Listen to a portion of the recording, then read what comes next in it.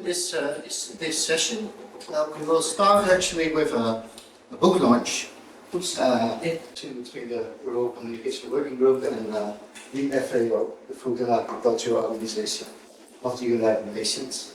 What we are going to do is actually two things. First, we have a book launch. I'm going to tell you a bit about what this book is all about. And in the second part, we will have 3 presentations. And these presentations will be done by the 3 winners of this year's Rural Communication and Services Awards. But first, let me tell you a little bit about this book. Actually, the book has been out for already some time, but only online. So, and it's great to also have a hard copy in your hands.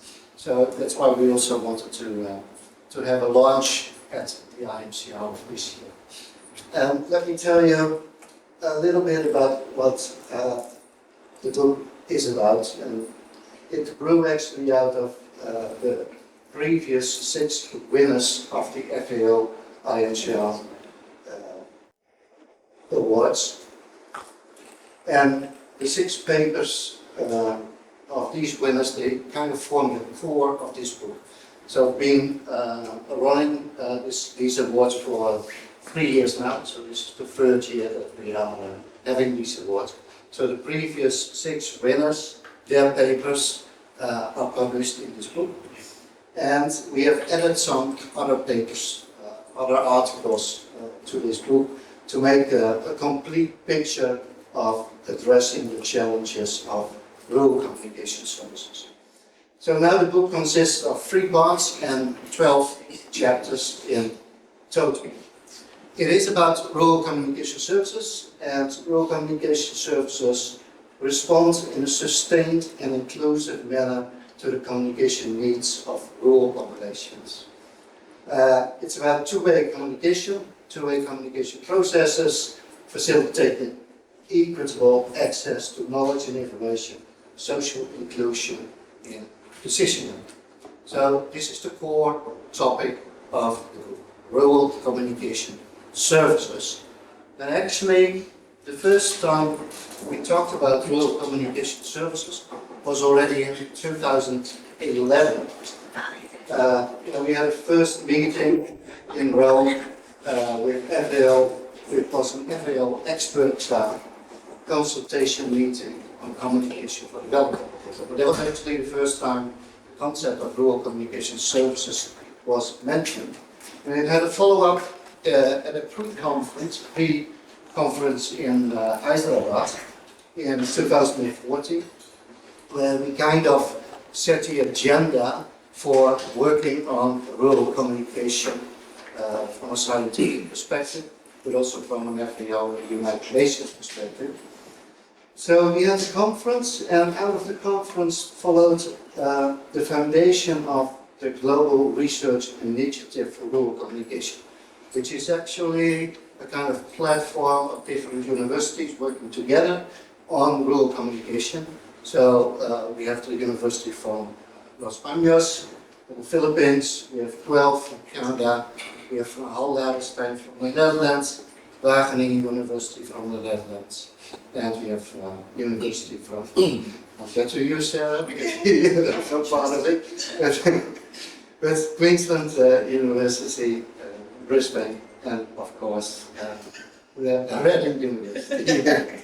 So these universities, they have been working together after the pre-conference in Hyderabad.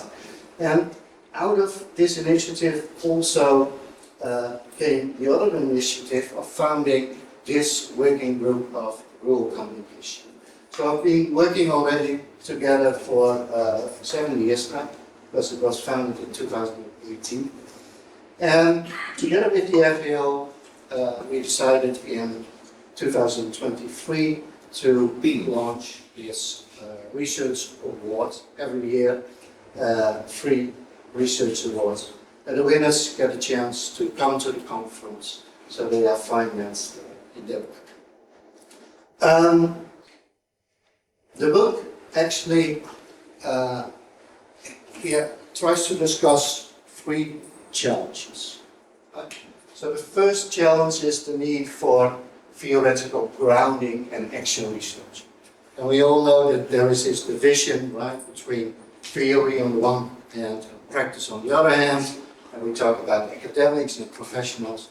But in fact, that's not very helpful, right? This kind of thinking does not help to further improve livelihoods of family farmers. We actually need to gather and to learn from each other.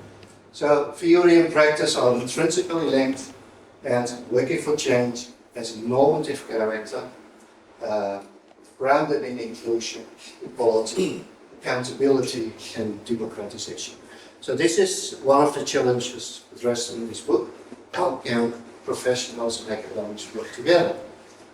The second challenge is about digitalization and going beyond digitalization. Right? Many ICT-related initiatives, they have failed, and mainly due to non-inclusive design and inappropriate implementation. So many RCS initiatives that go beyond digitalization, they adhere to these living lab principles now. And in the previous session, we've been talking about living labs and what these are and how RCS can profit from them. And the underlying principles for living labs kind of overlap with the principles underlying initiatives in the field of rural communication services. So some of these principles are listed here. Think systemic, work in a context-sensitive way, facilitate stakeholder participation, build rapport, govern responsibly, co-create, reflect, and engage with scale and impact. That's the second challenge. Then the third challenge is about institutionalization, right? The enabling environment and how we can use the environment and how we need to institutionalize practices related to rural communication services. So communication infrastructure and access to such infrastructure are essential for rural communication. Infrastructure and local communication capacity are part of the enabling environment. And such infrastructures do not appear on their own. They must be initiated, facilitated, and regulated. Institutionalization is essential in this regard as it supports long-term sustainability. So this is the third challenge. These are the three challenges actually addressed in this book. And these challenges also more or less relate to the three parts of this book. So the first part is about communication and collective action. And one thing all papers share in this first part is that they address the relevance of group learning. And we all know these concepts from field schools, for instance. It's the collective that is really enhancing the learning. So emphasizing the role of the collective in learning is one of the topics addressed by these papers in the first one. Application of a set of core concepts is also part of it, consisting of participation, engagement, involvement, co-creation, inclusion, equality, and co-innovation. And of course, embracing diverse ways of seeing and doing things. That's the first part. Then the second part applies the rural communication services framework, which is an approach explained by Elske in a previous session.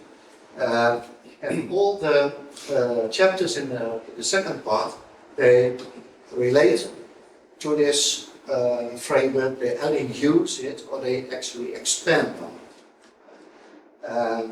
So this framework was developed already in 2011 and later on in the global research initiative on rural communication. The framework has four main elements, and I'm not going to go through it in detail because Elske already did it in the previous session. But this is what the framework looks like. So we have the guiding principles, the approaches, the strategies, the facilitation, and they all feed into these institutionalization process. That's the second part, and there's a third part that's about the enabling rural communication services. So this part is addressing institutionalization, but also the infrastructure for communication. It is thanks to local efforts that new types of community-based communication services are piloted about change policy environment. This part describes experiences in Argentina, in Kenya, and in Mexico. So there are 3 different chapters talking about community networks in Argentina, and in Kenya, and in Mexico.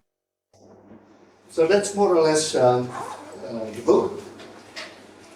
The book is actually free of charge, so you can download a PDF version from the knowledge repository of the FAO.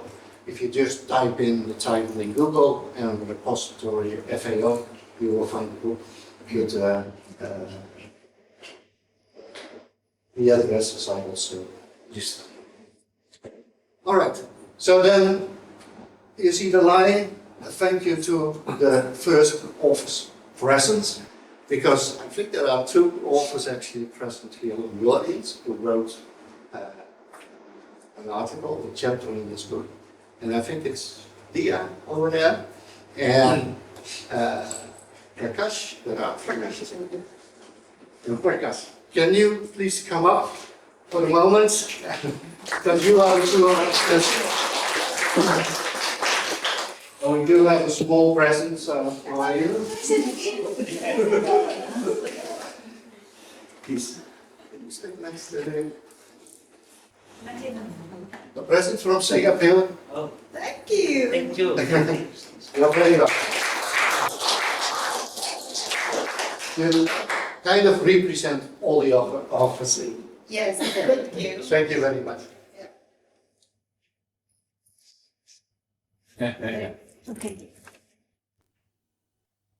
All right, so now we go to this year's awards.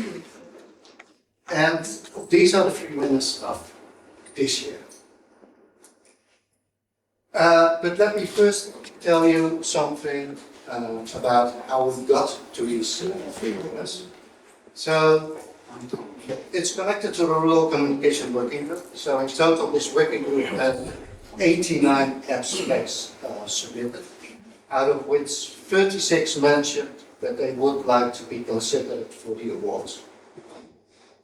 The abstracts were then rated by the selection committee, but also by others in first instance, on a scale of 1 to 5, after which only 8 authors were remaining, and these 8 authors were invited to submit a full paper. And we received actually 6 full papers. The selection committee then read all these 6 papers, and you can see who was in the selection committee. So I was the chair of the selection committee. Mario Acunzo from FAO was in there. Ataharu from Guelph was there, and Maria Stella Tirol from Los Baños, Philippines. We all read the 6 papers, and we all agreed on the 3 winners of this year. Then the criteria, you can also see them there listed all the way on the right. So we looked at the significance of the study, potential it had to rural communication services. We looked at the novelty of the project. We looked at the appropriateness of the methods and the tools used, and we looked at the resources qualifications. So these were the criteria. And finally, we ended up with 3 winners. They are sitting here on the table. From Indonesia,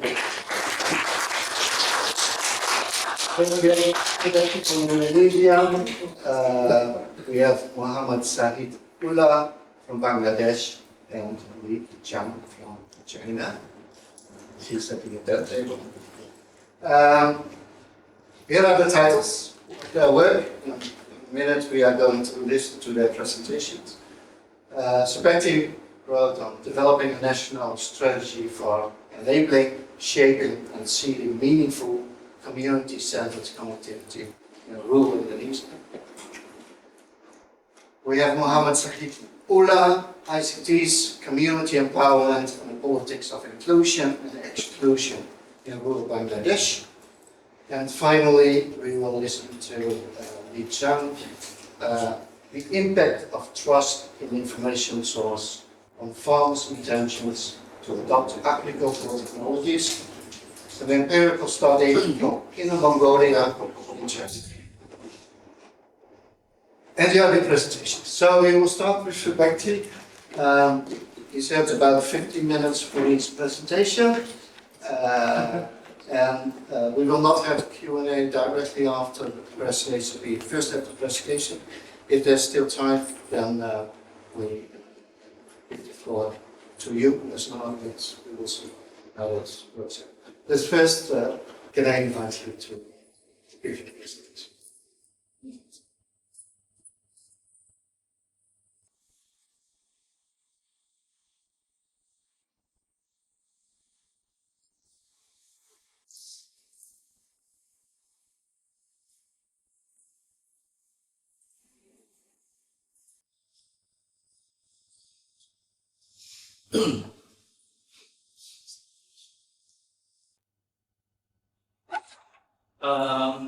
Hello, good afternoon, everyone. Thank you for the kind introduction.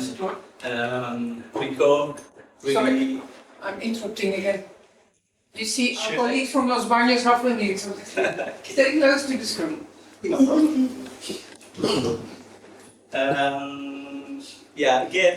Thank you for the kind introduction. Really happy and excited to be here. This is my first IAMCR conference to date.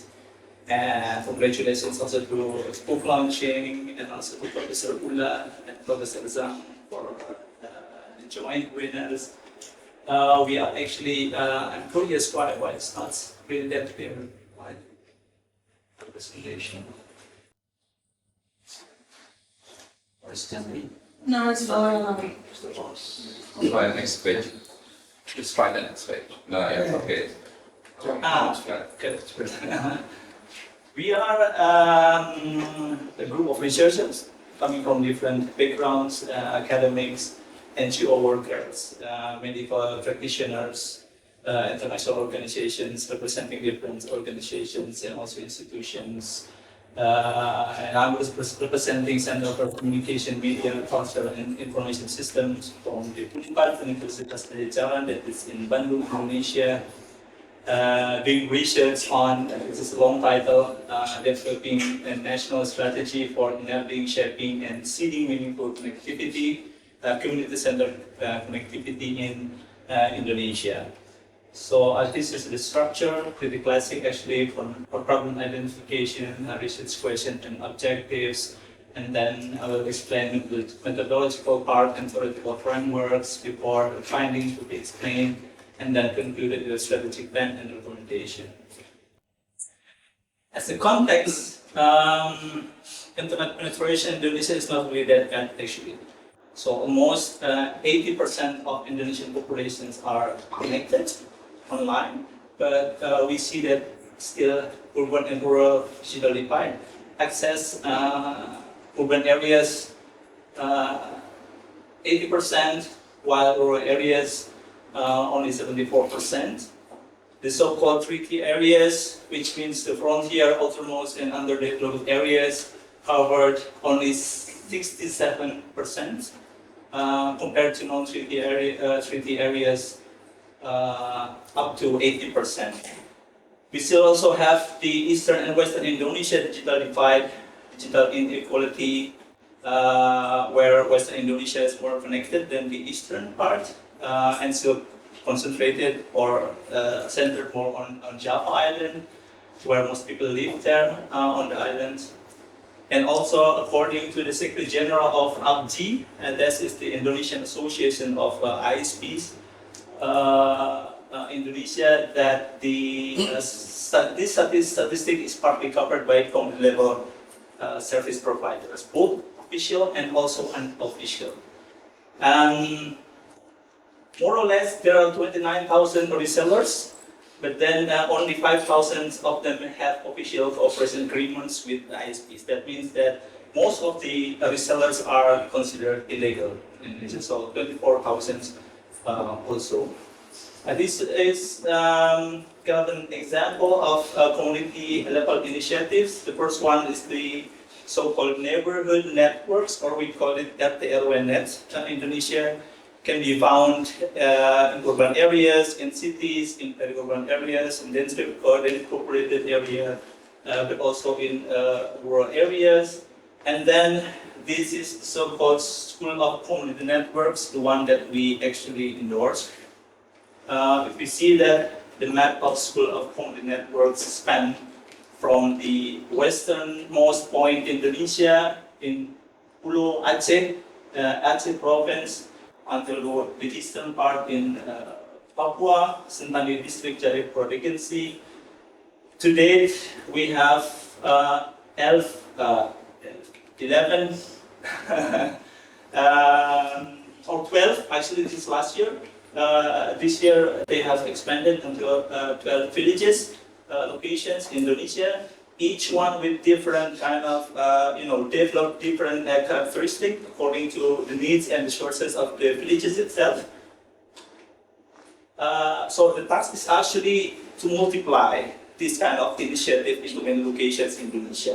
But of course, we still face many challenges.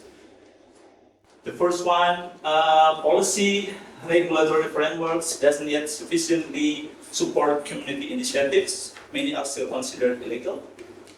Licensing processes are complex and also restrictive because communities need to comply to certain regulations, to certain standards, which for them difficult to follow. And this is a classical problem, synergy and coordination between government agencies in Indonesia, so they tend to work in silos. Many rural networks lack relevant content and services because many communities and villages are, forced to implement, to accept kind of top-down programs from the government, which are not meaningful to them. Like this one, for example, digital tourism, which have no direct economic impact on the communities themselves. Also, that means that communities have limited autonomy in digital content production. Other problems such as low digital literacy and also lack of adequate resources and training facilities. We have seen before there is still significant network coverage gap. Urban, rural, also within rural communities itself, especially in treaty areas, and also lack of electricity resources. This is also still a problem there. And many presenters also have been talking about gender inclusivity. This morning we talked about also disabled person also. So this is also still a problem, economy and also cultural challenges. Even when they do participate, they're also generally considered as the statistics, numbers without really meaningful participation in official, formal decision-making process. That's why I mentioned that yesterday also. So only as number participation without really engaged in this decision-making process. So how to enable, to shape, and to seed these kind of initiatives? What measures need to be taken to connect regions previously underserved by digital connectivity, particularly in treaty regions? Those are the questions that are actually informed by the theory of change, which I will explain later. And we also acknowledge that connectivity alone is not enough, which means that connectivity, even when it's there, it has to be to give benefits for the local people itself. So what conditions are conducive for the connectivity to draw, for community to draw benefit from local service and digital technologies, how they can shape this connectivity according to the needs and resources and problems of the community, and also vice versa. How then, at the end, in turn, the technology, shape the communities itself. So always two-way process there. And then another difficult task is that what policies and regulations are necessary to then let this initiative also grow in other locations. That means that we need to propose reforms to embed CCC in Indonesia's digital policy ecosystem. So these three objectives are not mutually exclusive. Actually, we can really see the overlapping between them. And also important to note that gender is integrated or embedded in all outcome areas. How did we do the data collection? We did field visits into 3 locations, Pulau Aceh in Aceh. This is Ngatotoro, an indigenous community in Central Sulawesi, and also Blitar Regency in East Java.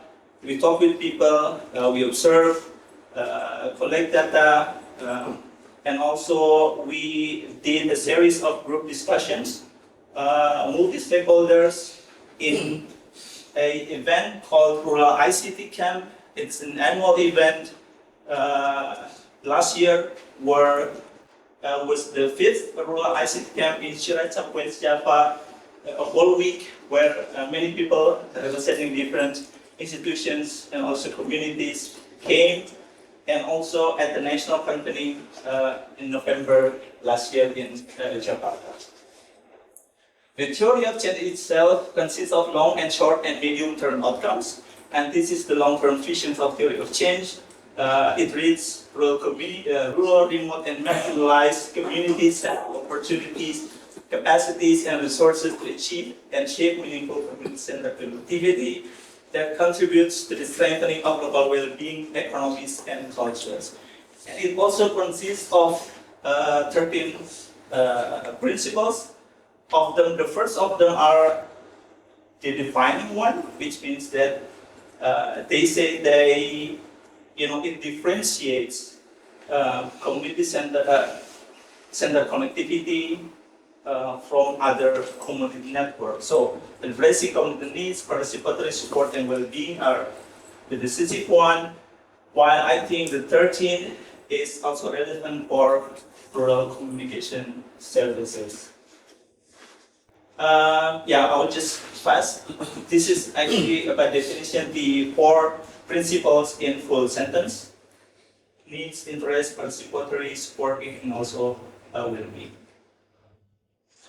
So when I read that book that I've been launched, you also mentioned earlier, I see similarities of principle between TOC and also communication services. You mentioned also the need for theoretical grounding and action, which is we don't really separate between theory from actions, from practice. The fact that the team, the research team members are coming from different backgrounds, academics and also practitioners. So we want that the research results need to be as practicable as possible. So that's why this strategic recommendations. The need to promote inclusivity and equality. Not only we consider gender equality is important, but also disability and also social inclusion, marginalized communities, vulnerable groups are also considered in the process. The need to address capacity, infrastructure, institutionalizations, and policy. So that's why these recommendations on policy and also advocacy. So the findings are classified into what we call the 5s.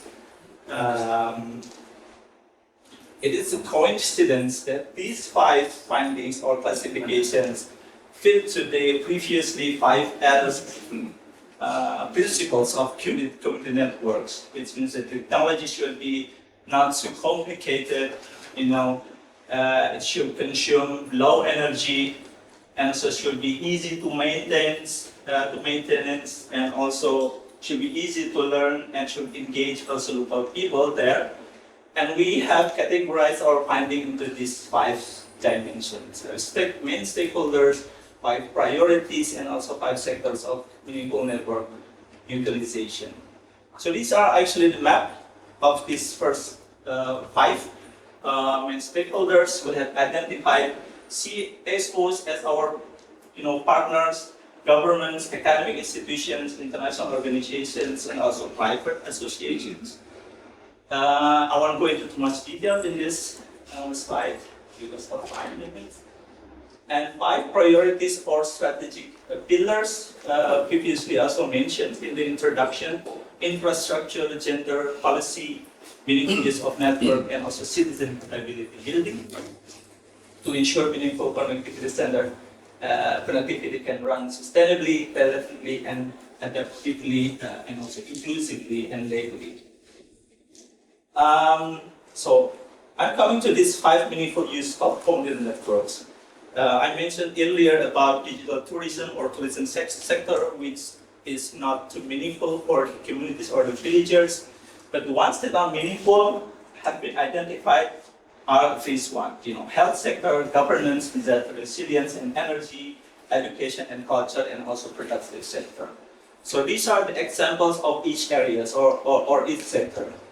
In health sector, for example, telemedicine is important because, for example, during COVID, where people cannot see a health worker or healthcare professionals, and when healthcare professionals are also not always available in every villages in Indonesia, so connectivity is important to have people have access to this application so people can consult their health problems, for example, and in the form of governance or e-governance, some communities develop a public service application. This is, for example, in the village in Bali, Tembok village, where they developed so-called junket, where people can ask for any kind of certificates, birth certificates, good behavior certificates, or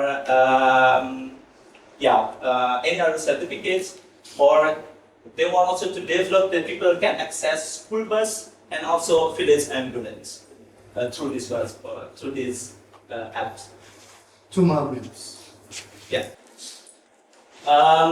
In disaster and climate resilience, communities also, with the help of NGOs, develop this kind of, this is Soledad, and another prototype called water rover, where they let them float on water in sea to collect weather data, and can be read in this application or dashboard.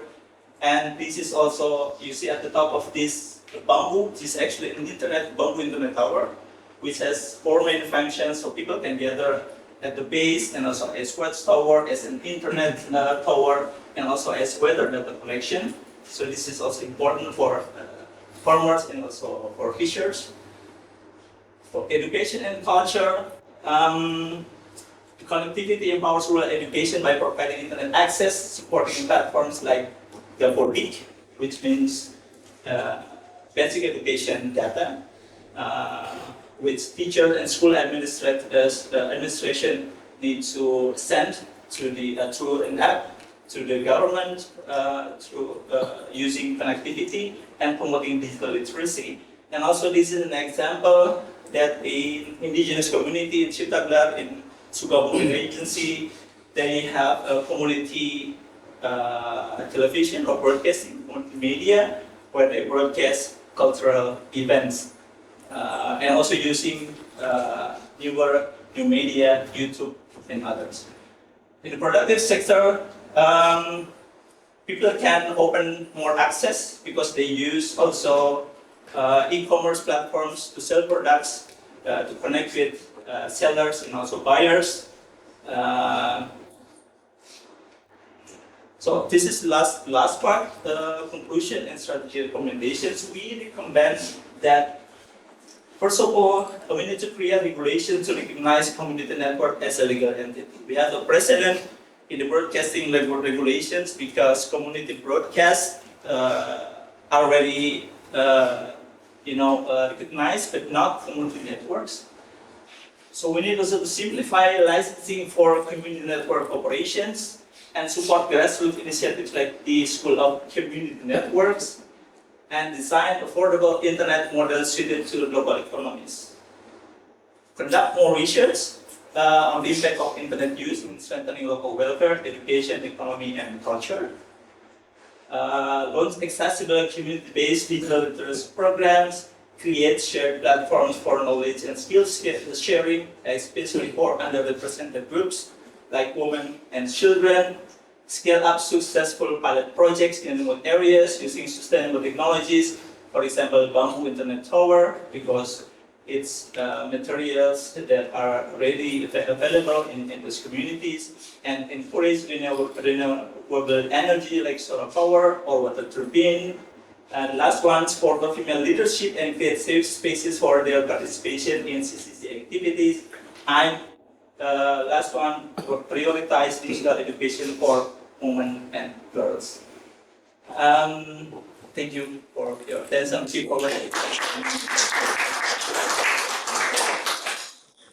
Thank you very much. Very good afternoon, my fellow readers. I really appreciate your presentation and also the instructions earlier. And thank you, the panelists, who actually evaluate our papers for the award. And finally, respected colleagues here. Anushka is here. Anushka is very closely worked with us earlier. So I'm really delighted to present the paper, ICT Community Empowerment and the Politics of Inclusion and Exclusion in Rural Bangladesh. I think the paper is designed in this way. The rural power structure I am working. The Union Digital Center, I will give some sort of brief about Union Digital Center, why it is come out all of a sudden. Research objectives and questions, the theoretical framework that I used for this work, methods of this research and findings. In our culture, in Bangladesh, the literature of rural power is actually give the brief ideas about this way. But this rural power structure actually is not the formal power structure that pays government and other things, or institutions. But we see very informal rural power structures. The formal one, just as formal one, and the informal one is the power. So Union Commission, that is the lowest tier of government organizations. And they have the chairman members, the elected chairman members, and the local, they have some sort of nexus between formal and informal power base. That means the people who gain political power, I just call them as power people. And here, the formal power structure, they have shamans, they call this a community. Then you see this clan who has blood relations. Then well-off surplus farmers who are actually well-off farmers, they go to borrow foods for their survival. Then also we have Makbor and Soledad, that is community leaders. They are actually self-motivated leaders. And I call them patron. So this patron and client, they have this kind of relationship. And the local union position activities and the intermediary, this is the interesting issue. That who actually works as intermediary in the local power structure. And literate unemployed youth, they are actually users of ICT. And the client means the rural people. So I must give some sort of brief about the digital preparedness and inequality in current Bangladesh. You can see the data here, so I need not to describe all this data maybe. But I must use these kind of things that awareness of the mobile internet situation in BTRC, urban subscribers and rural subscribers, you can see the difference between the urban and rural. Everywhere, maybe in Indonesia, maybe in Malaysia, also the same structure. But the literacy, digital literacy rate is 23, but in context of rural areas, I think it's more than of the urban areas because the rural young people, they actually depends on the digital infrastructure and also digital equipments. You see, the Union Digital Center, that is the key focus of my study, funded by UNDP, World Bank, USAID and ADB, started in November 2010. It's like a community information center in other countries. Total UDC is now more than 6,000 and the entrepreneur engaged more than 13,000. I think the uniqueness of this project is that it is run by local entrepreneur, but government wanted all the facilities done. And also every community center is really run by two entrepreneurs, one male and female. That is the uniqueness. So they provide some sort of service, public service, information service, and commercial service. Public service is totally free, information service was free once upon a time, but commercial service was not available earlier, but they provide this kind of service. So now they say that more than 3.1 million getting service from these centers, and 1.3 billion actually got money from this service by the entrepreneurs. So the research objectives that I put over here to assess the importance of EUP in Bangladesh development policy context, and to understand the uses of UDCs facilitated by rural people, and to assess the rural empowerment issue under the patron-client relationship. That is, in our country, we made this kind of winner stays all kind of policy. If you are in power, then you can grab everything. Nobody is actually challenging. Then I put the research question in this way: why is the UP becoming focal point of rural development in Bangladesh, and what are the key driving force of ICT integration through UP? How does power operate to open or limit the digital access in patron-client relationship in Bangladesh? And what evidence is available digital empowerment in context of donor-dependent country, because Bangladesh is a highly donor-dependent country. So I just put empowerment in this way. Empowerment is a construct on basis that there is an unequal distribution of power among people that results the people's experience power or powerlessness. And I got all this kind of empowerment definition. But in context of UDC research, I said empowerment is a relational construct, empowerment is a motivational construct, and empowerment is a process of an outcome. Empowerment is a situation of equality. Now, the framework that I used is one: information, access, use, and benefits, and the unequal distribution of the resources. The access to the resources, skills to apply, Mobilization. mobilization strategy with the access to apply, legitimacy and control, and readiness, right? Resistance. Oh, I can see. Sorry. Then individual, community, and organization power over power to reach, power with power from within. Agencies and structure transformation, internal and external strategy of course, and SDF election. Social, economic, and cultural. From these four perspectives, actually, I put this kind of framework. Now, when we saw the broad pictures of this intervention of ICTs in the rural areas of developing countries, then said donor agencies is clear on the outward, who are the UNDP, World Bank, USAID, and ADB. On the other hand, the government of local administration, they have some sort of policy to grab this kind of money and also try to give some sort of impression that we are doing something better for you. That means they put some sort of digital development or empowerment policy in Bangladesh, and it's actually the outcome of the neoliberal process, state policy. Then The power-rich people are here and poor people are here. Then ICT intervention come here. Then the empowerment over here, and you can see the rural region of rural. And also I took 6 UDCs from different areas of the country. You can see on the map that where I want to work for this research. Then I'm going to get over there through using the methodology of observation and the activities of UDC or Union Digital Center. Then I got the structure a bit little different than of the previous researches. The power dynamics in rural society in Bangladesh actually power rich and power rich heritage. Then on the other hand, powerful are existing.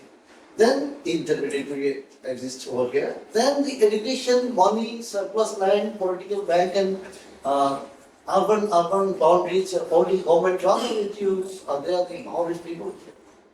Then the educated or unemployed people, they have less power, and also landless labor and state oppressed farmers or wage laborers or day laborers, they are the powerful. From this perspective, actually, how these powers will work for them. Party affiliation is that. If somebody has some sort of affiliation with the political party who are running the country, they exercise their power over other people. Then, relationship with power addiction, I think. Then land ownership and government job. If they have the government job, automatically they got some sort of permanent job. They got salaries, so they are powerful and they are highly respected in rural Bangladesh. So in this way, actually, the contradiction or the contested issues come when power rich and power poor actually can be facilitated from the ICT intervention. So I just put some voices from the powerful people, just 1 or 2 maybe. The weak have no voice, no place in the society. They are born past their days and nights. They was powerful people, mainly local landers, and they are allies, grab everything, allocation or any other resources to the poor, very rarely. Because news of grants or allocation services flow far too late. By that time, all has gone to the belly of those Muslims. Without help of I cannot manage anything. If they distribute something to the poor, it must be considered daya, that is blessings, or they need to think that everything else is extra if they have their own consumption. So you see, people think in different way that all the rich people, they grab everything before us. So we are really the victim of any initiatives. Then how power is people actually consider themselves? They say that those who possess higher economic status and knowledge receive honor. It is a tradition in rural areas and not even bad thing. They never consider this as a bad thing. Not all human beings can bear equal status. It depends on authority and intellect. Even though I wish I could, I cannot provide resources equally to all. It is also a matter of exploring opportunities. So they just blame the poor. So in that context, my wealth findings is that 1% people visit actually their center. The presence of young and educated is very high in consideration to others. Time, cost and distance, of course it is reduced. And presence of poor and illiterate people around 10%. Entrepreneurs are party activists. Most of them actually selected as a party activists. So they are not hired according to their qualification. Rather, if they have affiliation with their party, then they are selected. Female entrepreneurs left out rate is very high because they cannot actually share equal income from the center. The entrepreneurship interested to provide commercial service, not information service, which are very much necessary. For example, birth certificate you mentioned. So they just try to provide some sort of other facility there, which has some sort of commercial values. And the imposition of the service fee lessens the poor presence, so they are deprived further. Once upon a time, they get all the service free from the center, But whenever the position of ICT and private entrepreneurship were there, so they just charge fee. So the people who are really poor, they get back, and they cannot get enough facilities or enough opportunities to get government support from it. So the result of the patron-client relations is the determinant having the service. Races have difficulties getting service because of their money power.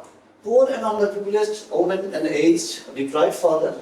Opposition gives distance in junior states all political. Because whenever you just pick up all the political activities, the people who are opposition, even though they are very much well equipped, they are not selected. So they are also deprived from this position. And the position of new liberal licensing policies in poor nations, I think commercialization of the state service, then also position of service fee, state retreats from the providing free service to the poor citizen. The state has some sort of responsibility, but they ignore these kind of things through providing these new ideas. Poor, that means power to become disempowered further, accumulation of power by power is well of patron in rural communities. So my conclusion is, my conclusion is that feudal structure, that means patron-client inequalities cannot be wiped out through the techno-fix initiative from the top. Poor nations or powerful people are victims of political economy of ICT policies in global context. And communication and development scholars need to sharpen further their ICT research from this possible context. I use many pictures over here because I trust them and they are real research partners. Thank you. Good afternoon, everybody. Thank you very much, Nico, and the whole panel. Thank you very much for your recognition and encouragement for this research. It's really a good encouragement for us when we're doing this kind of project. It's actually coming from the bigger research project funded by transnational key research research funding and in collaboration with the EU's Horizon 2020. And the main topic about this project is about the science communication of MBS, nature-based solution for agriculture sustainable development. So we are really kind of happy to get the chance to share these findings with you and report to you what we have been doing in this project.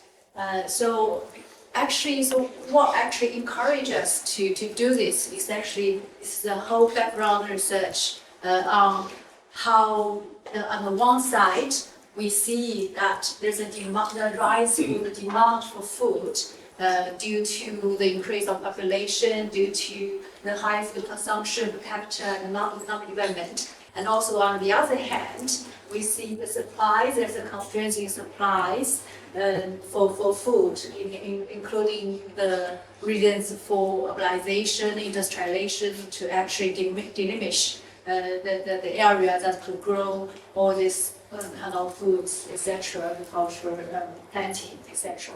So what would be the solutions? So one of the solutions that United Nations have been proposing for quite a long time actually is called nature-based solution, which is actually say this could help or ensure sustainable development for both human society and the natural environment in this agriculture production. The NBS actually first been proposed in 2008, and also even further defined by different or institutions at the United Nations. And also in the meantime, by the time of 2019, China has become one of the leading global initiators for NBS at the UN's Climate Action Summit in 2019.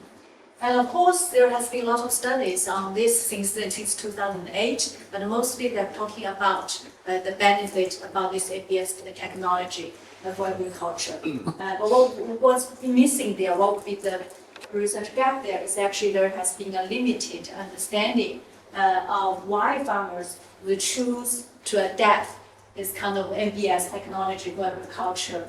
What would be their for their intentions of that is to use this technology in their crop and growing, etc.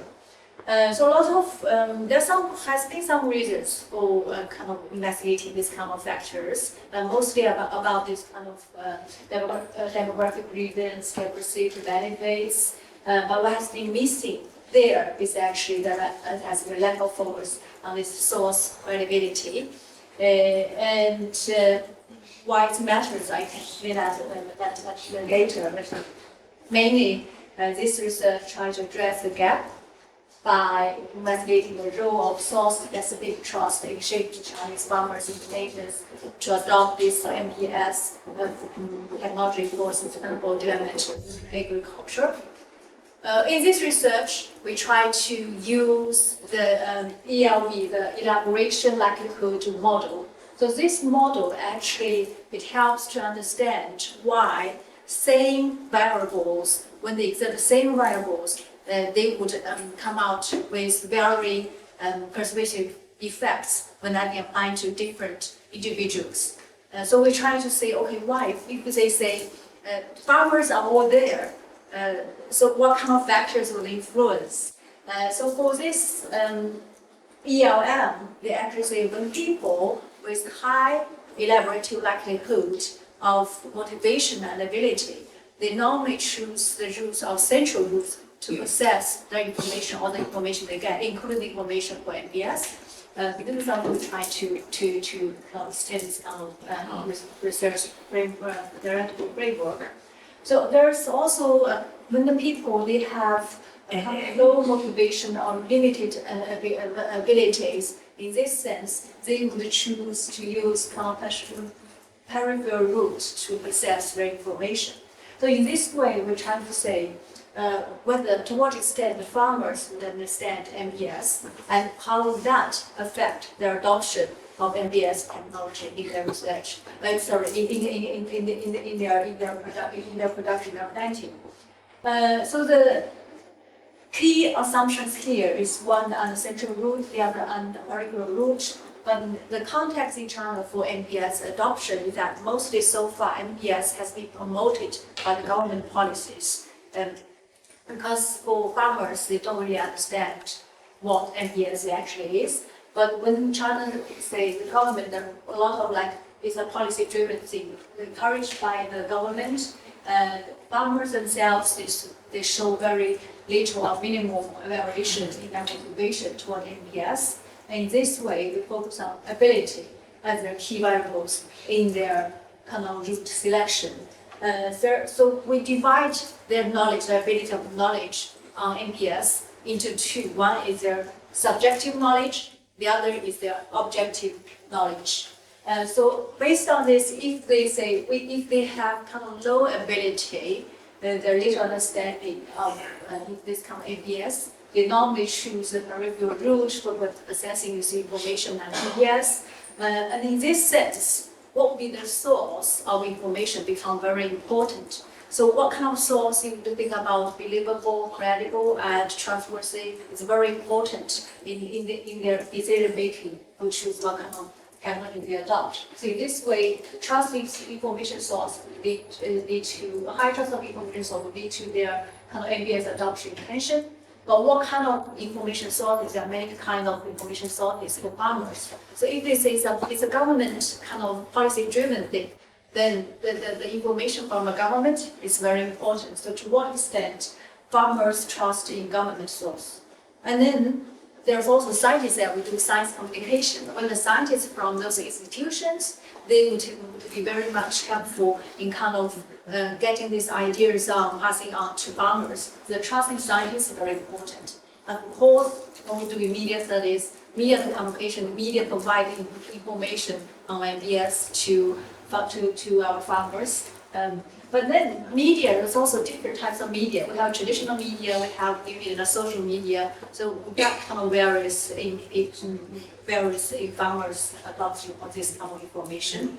So the exam method we choose, we actually choose the area which is one of the two kind of government and national designated national experimental areas for GM soybean cultivation in 2022. The other, actually, this is one of it. This is where we did in Inner Mongolia.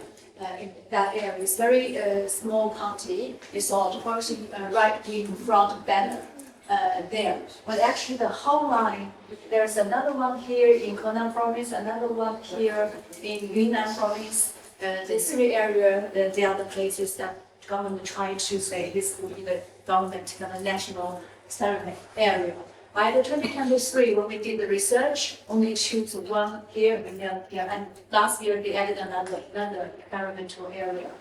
We collected data in December 2023, which is an offline questionnaire survey. So we go to those households of those farmers and then we give them questionnaires, they answer. If they don't understand, they can ask us. So altogether we collected 300 ones, and it turns out 298 become they are the valid questionnaire. So how we kind of divide them into different groups. So actually, we ask them about their kind of knowledge about MPS. So their self-assessment knowledge and their factual understanding of MPS. So we give them kind of different questions. For example, say I'm willing to adopt MPS such as crop rotation on my land. I intend to adopt agriculture MPS such as conservation agriculture, like grow maize or soybean, essentially these kind of questions. And all these kind of answers, they kind of have met this reliability and availability and validity of this kind of questionnaire research. So we try to focus on the capacity, competence, and trustworthiness and the public interest in their understanding of MPS. Then, for example, we asked, I believe the government, for this is for trust in government. But I believe the government has sufficient capacity to regulate MPS technologies. I believe that the current policies implemented by the government are sufficient to regulate MPS technologies, etc. All these kind of questions. These questions, they are also based on past literature. So for trust in scientists, I believe that agricultural scientists can make the right decision about MPS, etc. All these kind of questions. For news media, the kind of new media, how much they are trusting news and information from new media platforms, and also for traditional media, we do that at 4 levels, because all media in China is run by the government. So it's at national level media outlet, provincial level media outlet, municipal level media outlet, and also the county level media outlet. So see whether there are some differences. Also, there are some control variables for that. This is the basic kind of summary of the general kind of statistics. But then exactly what kind of we have found from our research. So when we divide the people, say, because we ask questions to measure their subjective and objective knowledge about MPS, in the end, we actually found that over 90% they have low level of objective knowledge about MPS, and also for subjective, over 75% they have their low level of subjective knowledge about MPS. So actually that kind of shows our assumption as being kind of valid. That means farmers in China, they have low level of understanding of MPS, therefore they tend to choose the peripheral route in accessing information about MPS. In this way, trust in government, trust in scientists, trust in media, all this kind of source credibility become very important in their decision making on what kind of technology they would adopt. So in this way, when we run this kind of regression, we kind of divide it 4 models. For model 1 use the data for farmers with high levels of objective knowledge. Model 2 farmers use the data for farmers with low level of objective knowledge. Model 3 farmers with high levels of subjective knowledge, and Model 4 farmers with low levels of subjective knowledge. And this means we can see that the red ones are the ones that we consider kind of significant impact on this. So the dot will show the coefficient estimate, and So these are model 2 and model 4. The other ones with low objective and subjective knowledge about MPS. And this is the ones for, it's not clear. And this is for support for the trust in media. This is for new media. We can see that when they cross this zero, that means no significant impact. And for this one, this is the national level, this is the provincial level, this is the municipal level, and the county level in terms of traditional media. We can see that media indeed play a role with those red ones, but with model 3, which means those farmers with high level of subject knowledge, only the municipal and county level media, they would have an impact on their adoption of MPS technology.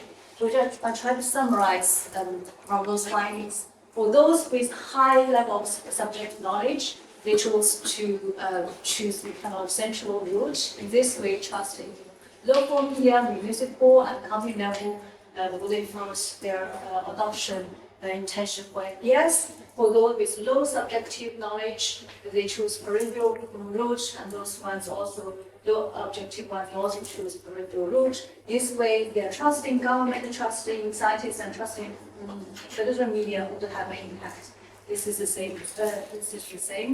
But those with high subjective knowledge, one is slightly different.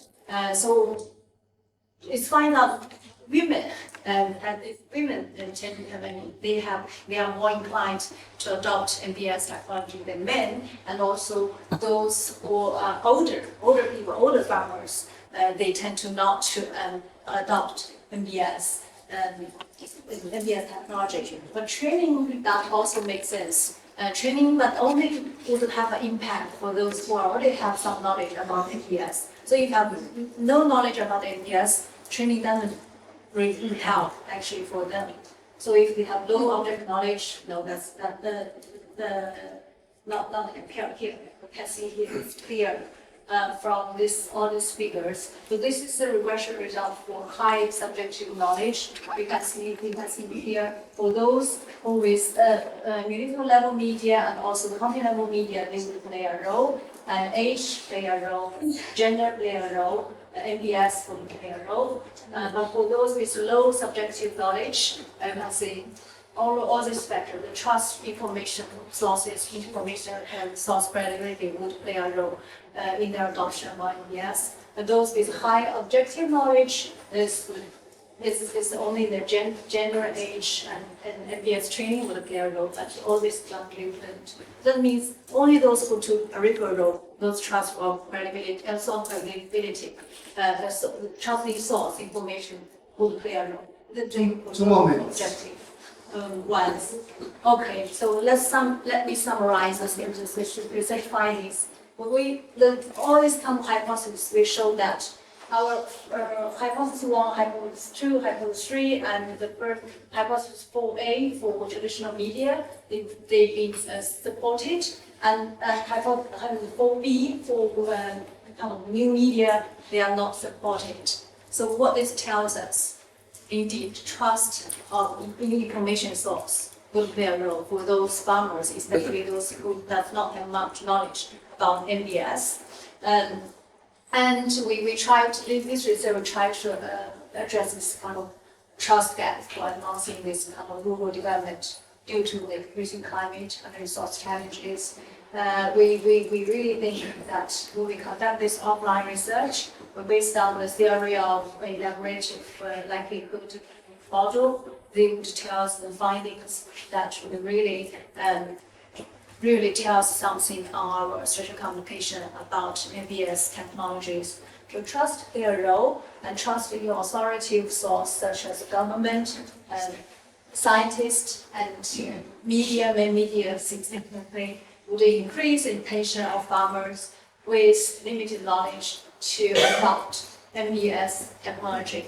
For more informed farmers, the intention to adopt MPS technology is positively influenced only by trust in local media, and new media show no significant effects on adoption intentions. And training programs were effective only among those with high level of basically knowledge, okay, what this tells us, what would be the implications. That means a one-size-fits-all approach to agricultural communication may not be effective, right? So it's the process of trust building must be tailored to the stakeholders' needs and preference.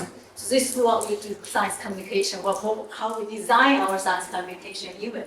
So the theoretical contribution of this research is actually we extended the application of ELM to agriculture technology algorithms, showing that how information processing and source reliability interact in a rural context. And there are also some practical insights for us to try to, for example, it underscores the importance of MBS training.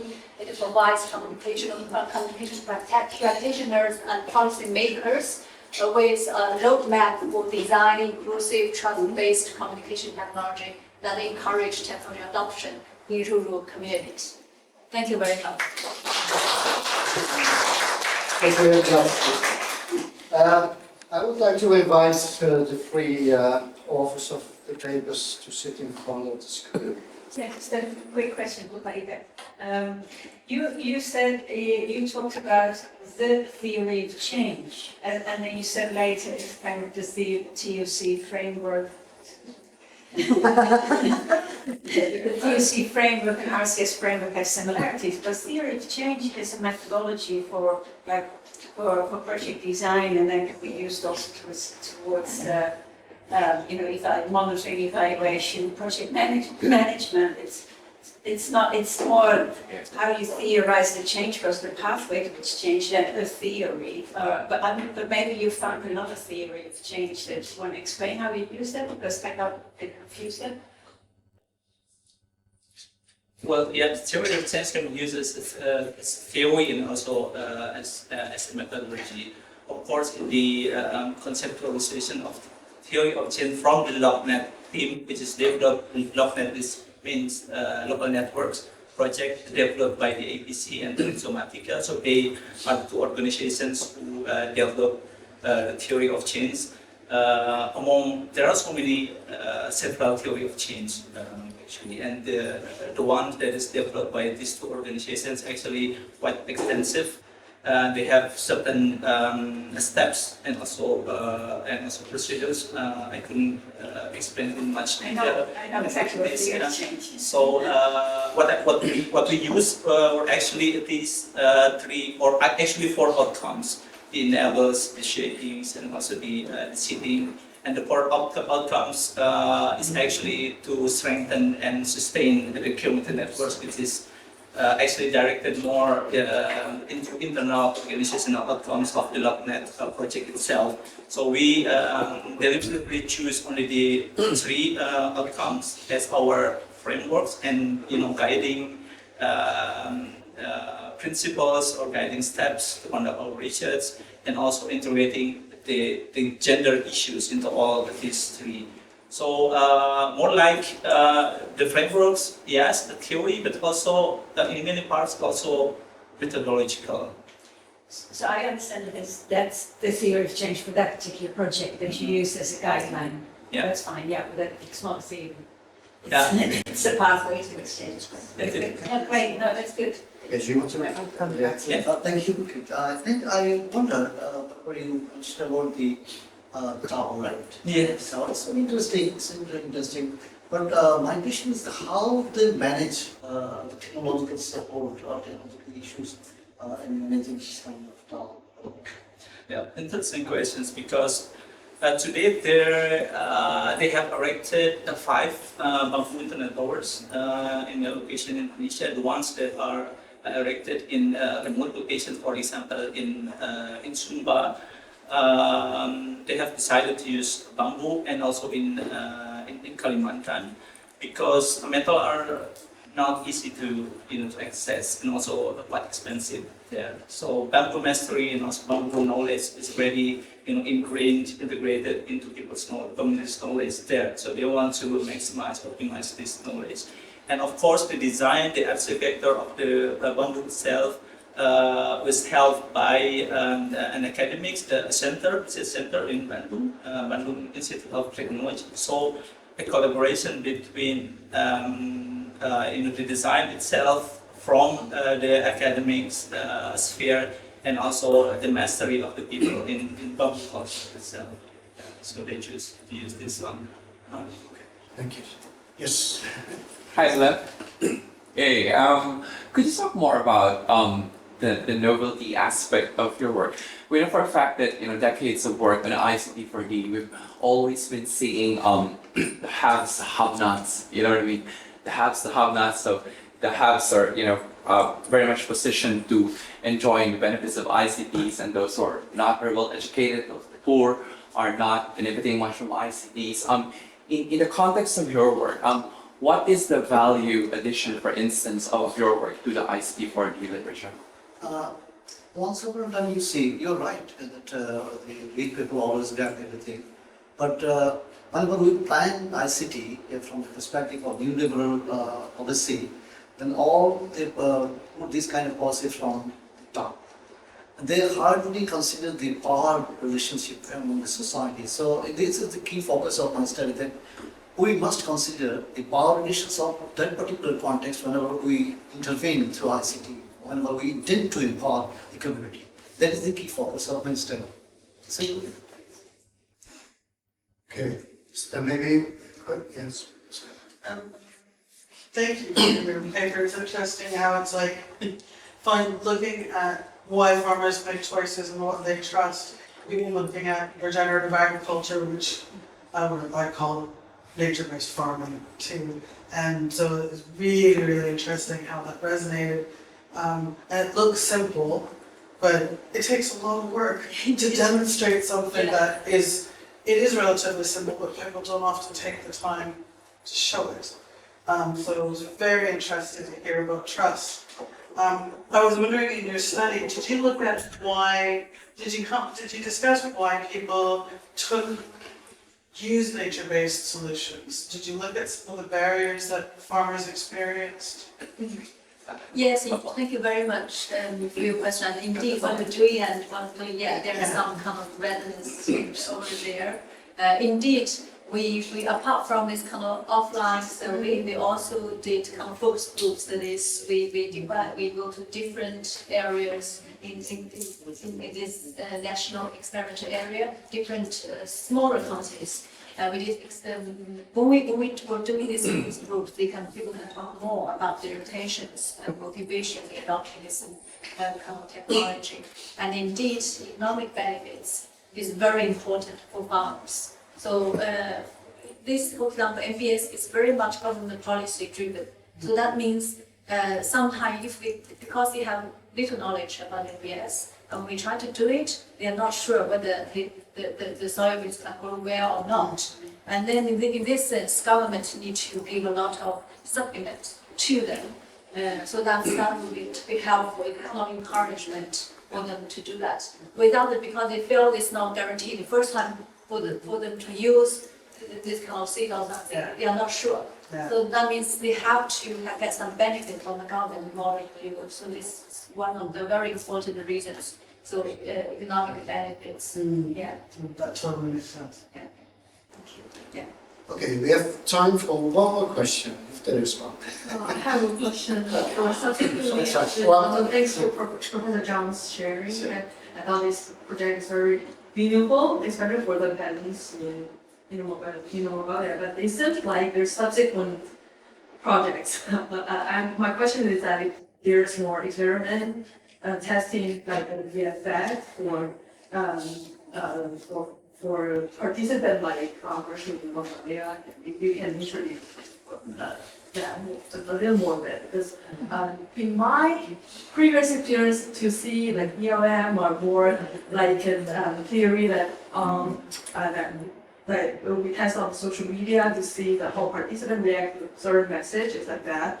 But I'm very, it's new to me to see that you use a different method. You use survey and actually, yes, I thought it would be more thorough if you add more experiment to make an integrated product, but I thought we have a plan, right? Yes, indeed, yeah, indeed. That's what we plan to do next. So, if we can, you can see the number of respondents, like 300. We try to get more, but then of course for farmers, it's very difficult to get hold of them.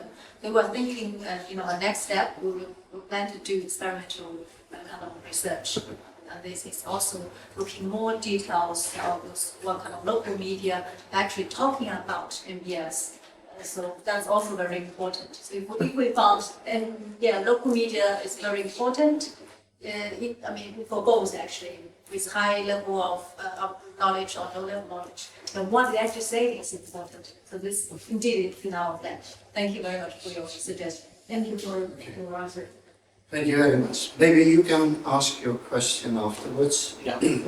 Because now it's time for celebration. So we actually have 3 presents for you. So don't start applauding after each present. So just wait after the 3 ones. The first one is a very serious one. Is it very You will get a certificate. As a winner. FAO RCS Awards. Yeah, you get a card that says, hey.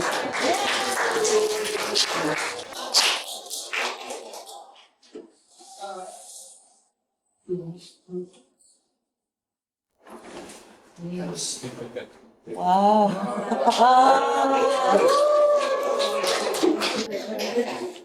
So we do have a second, but it goes with. And of course, flowers. There you go.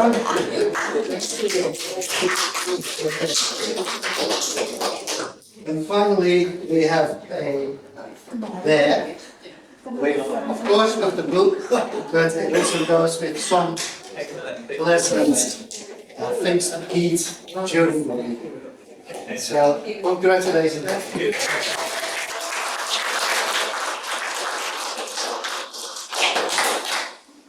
Okay. Thank you very much for this session.